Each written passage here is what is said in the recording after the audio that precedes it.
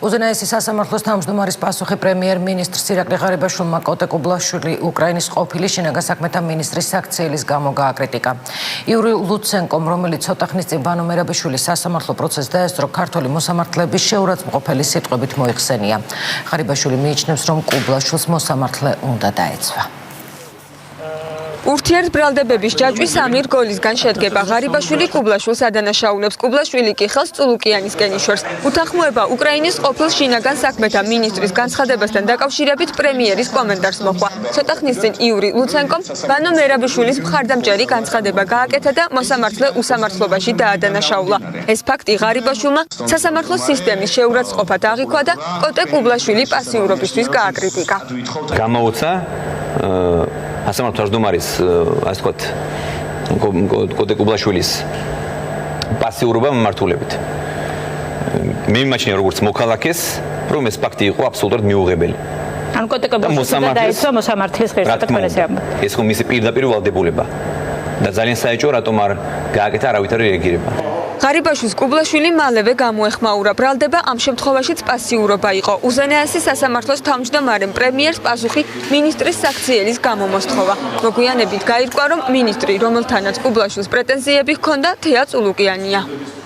მეც ძალიან გაოცებული ვარ ირაკლი ღარიბაშვილის პასიურობით. მაშინ, როდესაც მისი გუნდის ერთ-ერთი წევრი, მისი მთავრობის ასე ვთქვათ, წარმომადგენელი, მინისტრი გამოდის სულ ახლახანს მოხდა ეს და მოსამართლეების მიმართ პირდაპირ ზეგავლენას ახორციელებს. ეს პირველი შემთხვევა არ არის, როდესაც კოტე კუბლაშვილი იუსტიციის მინისტრს მოსამართლეებზე ზეწოლაში ადანაშაულებს. უზენაესი სასამართლოს თავმჯდომარემ განცხადება რამდენიმე თვის წინაც გააკეთა. მაშინ კუბლაშვილმა თეა წულუკიანი საკასაციო საქმეებთან და მოსამართლეთა ფიქსირებულ რაოდენობასთან დაკავშირებული ინიციატივის გამო გააკრიტიკა. ჩარევის ერთ-ერთი ასე ვთქვათ ფორმა არის სწორედ ის, რაც გუშინ მოხდა, ხო? აღმასრულებელი ხელისუფლების ერთ-ერთი მთავარი სტრუქტურა, რომელსაც პირდაპირ ურთიერთობა აქვს სასამართლო სისტემასთან თემატურად, ასე ვთქვათ, იუსტიციის სამინისტრო გვიმზადებს პროექტებს ჩვენთან ყოველგვარი კონსულტაციის გარეშე. ღარიბაშვილი კუბლაშვილი წულუკიანის დაპირისპირებას დეპუტატები გამოეხმაურნენ. როგორც მოსალოდნელი იყო, საპარლამენტო უმცირესობა უმრავლესობის აზრი გაიყო. ქართული ოცნების დეპუტატები პრემიერს ეთანხმებიან, ოპოზიცია კი ტრადიციულად ღარიბაშვილს ამტყუნებს.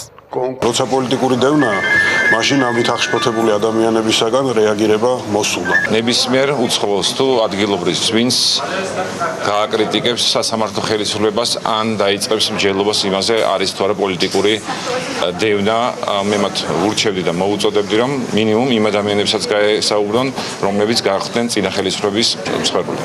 მოჰყვება თუ არა კუბლაშვილის პასუხს, პრემიერის პასუხი უცნობია, თუმცა ფაქტია, რომ ურთიერთბრალდებებში არც ერთი მხარე ჩამორჩება. დაპირისპირება რამდენიმე თვეა გრძელდება.